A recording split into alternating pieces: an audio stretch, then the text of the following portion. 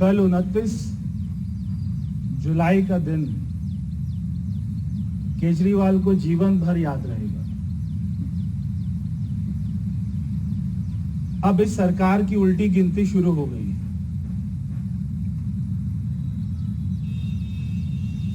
जो दिल्ली में सरकार चल रही है वो एक दिल्ली की जनता का भरोसा जीत कर आई थी। कल 2 ऐतिहासिक फैसले हुए। एक फैसला हुआ कि जो हमारे दिल्ली के माननीय लोकायुक्त हैं, उन्होंने कल मुख्य सचिव को ये कहा कि आप जो क्लासरूम घोटाला हुआ है उसकी जांच करिए,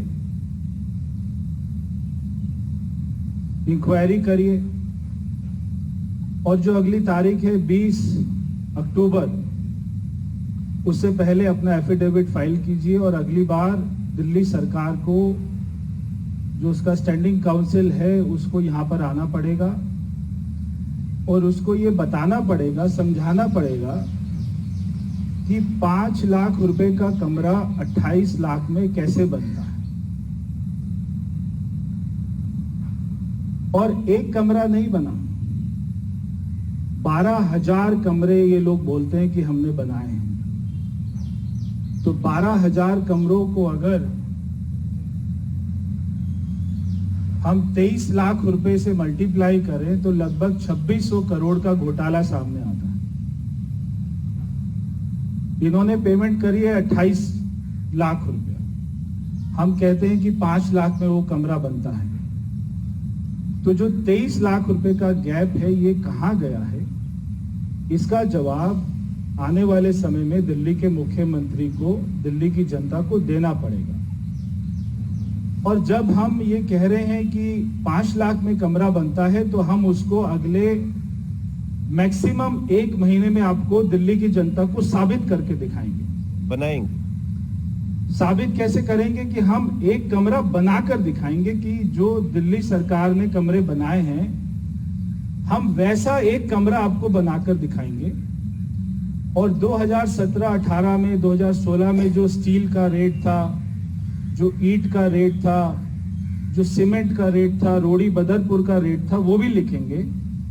और आज उन सारे वस्तुओं के क्या क्या रेट हैं वो भी लिखेंगे। और अगर उन्होंने 15 बाय 12 का कमरा बनाया है तो हम और बड़ा बनाएंगे, 15 बाय 20 का कमरा बनाकर दिखाएंगे।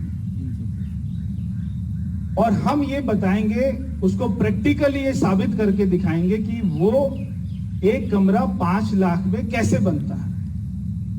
और उसी एक कमरे के पैसे दिल्ली का मुख्यमंत्री 28 लाख रुपया दे रहा है। ये बहुत ही बड़ी साजिश जो दिल्ली में रची गई है, कल वो जो है एक बहुत बड़ी जीत हुई है। मैं आपको संक्षिप्त में बताता हूं हुआ क्या था। जब इन्होंने 2015 में इसका टेंडर किया, पहले इन्होंने एक बिल्डिंग का टेंडर किया, तो जो इन्होंने एस्टीमेट बनाया उसका बिल्डिंग का 5 करोड़ का एस्टीमेट बनाया। जब उसका टेंडर हुआ तो जो कॉन्ट्रैक्टर ने रेट डाला, तो जो सबसे लोएस्ट रेट था जिसको L1 बोलते हैं, वो आया 3 करोड़ रुपया, यानी कि 40% कम आया। तो यानी कि 2 करोड़ रुपया हमारा बच गया, सरकार का बच गया। तो उस कॉन्ट्रैक्टर ने 3 करोड़ में वो बिल्डिंग बनानी थी और ये कंडीशन थी कि 1 साल में वो बिल्डिंग बननी चाहिए।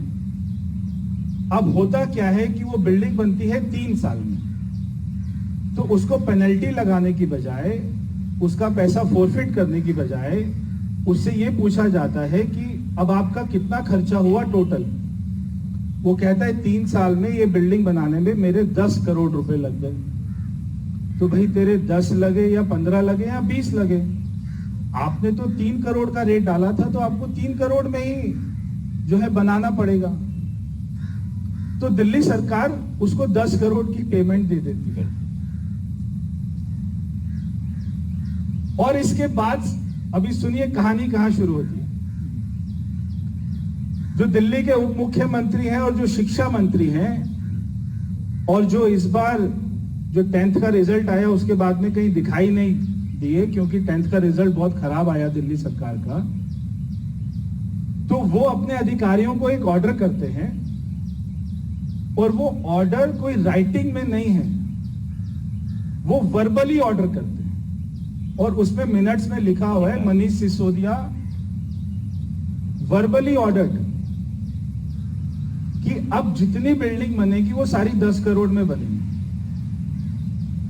अब कोई नया टेंडर कराने की जरूरत नहीं है, इसके बाद कोई नया टेंडर कराने की जरूरत नहीं, क्योंकि हमने एक बिल्डिंग में 10 करोड़ दे दिए। अब जितनी बिल्डिंग बनाई है सारे 10 करोड़ में बना दीजिए, अब कोई टेंडर नहीं कराना, बिना टेंडर के दे दीजिए, जो भी कॉन्ट्रैक्ट लेने आए 10 करोड़ में उसको दे दीजिए। यानी कि रॉ मटेरियल का रेट सेम है, सारी वस्तुओं का रेट सेम है, आप 3 करोड़ के बदले में 10 करोड़ की पेमेंट कर रहे हैं, उसके बाद में टेंडर नहीं कर रहे। चलिए मान लीजिए स्टील का रेट थोड़ा बढ़ गया, तो आप नया टेंडर तो करेंगे, वो वाले टेंडर में दोबारा से 40% 50% कम रेट आएगा, उतने पैसे सरकार को बचने चाहिए, मगर उन्होंने रेट फिक्स कर दिया 10 करोड़ रुपया। कल एक बहुत ही महत्वपूर्ण दूसरा एक हमारी जीत हुई है, पूरी भारतीय जनता पार्टी की जीत हुई है, कार्यकर्ताओं की जीत हुई है, कि हमें यह दुख था और हमें गुस्सा था कि जब देश में कोरोना की सेकेंड वेव चल रही थी, दिल्ली में 23,000 लोग मर गए। उस समय दिल्ली का मुख्यमंत्री और दिल्ली का उप मुख्यमंत्री अपने कमरे में बैठकर नई एक्साइज पॉलिसी बना रहे थे कि घरों में फ्री होम डिलीवरी शराब की कैसी हो, हमारा रेवेन्यू कैसे बढ़े, 4-5 बिजनेसमैन को कैसे फायदा हो, 300 करोड़ के जोन कैसे बांटे जाएं। ये सोच रहे हैं। दिल्ली की जनता कह रही है हमें ऑक्सीजन दे दो, हमारा बाप मर रहा है, हमारी माँ मर रही है, हमारा बेटा मर रहा है, हमें ऑक्सीजन दे दो, हमें कोई है हॉस्पिटल बना दो, हमें भर्ती करा दो, जो भारत सरकार ऑक्सीजन दे रही है उसके लिए ट्रक खरीद लो। मगर मुख्यमंत्री उप मुख्यमंत्री नई शराब की पॉलिसी बनाने में व्यस्त थे। उसी महीने में जो पिछले साल का मई और जून का महीना था, जब लोग मर रहे थे, लाशें का ढेर लग रहा था, शमशान घाट में जगह नहीं थी चलाने के लिए, उस समय दिल्ली का मुख्यमंत्री केजरीवाल वो शराब पॉलिसी बना रहा था। इससे खराब बात किसी भी कोई मुख्यमंत्री के लिए और कोई जन नेता के लिए हो नहीं सकती है। तो कल इन्होंने अपनी शराब पॉलिसी वापस ली। क्यों ली? क्योंकि उनको डर है कि अभी एजेंसी और जाएगी खोदने के लिए और आपसे पूछताछ करेगी, जितना तुम चलाओगे उतना तुम मरोगे, क्योंकि एक एक जोन के आदमी से 20-20 करोड़ रुपया कैश लेते हैं। उस सारे पैसे को पंजाब के गोवा के इलेक्शन में यूज करते हैं।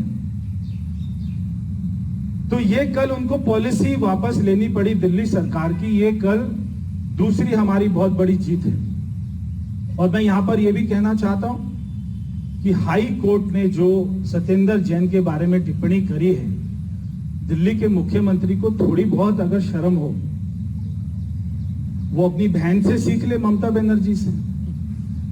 जहां पर उसके मंत्री के यहां छापा पड़ा तो 50 करोड़ रुपया से ज्यादा कैश मिला, सोना मिला। कम से कम उसने हटा तो दिया। कम से कम अपनी बहन से सीख लो भाई। आप अपने मंत्री को हटा क्यों नहीं रहे? हाई कोर्ट ने उनके बारे में बोला है कि कोई तो आपकी मर्यादा होनी चाहिए, कोई तो नैतिकता होनी चाहिए। तो मैं दिल्ली के मुख्यमंत्री से कहना चाहता हूं कि अभी भी देर नहीं हुई है। आप आज तुरंत जो है अपने हेल्थ मिनिस्टर को और अपने शिक्षा मंत्री को, दोनों को बर्खास्त करो। अगर आपको बचना है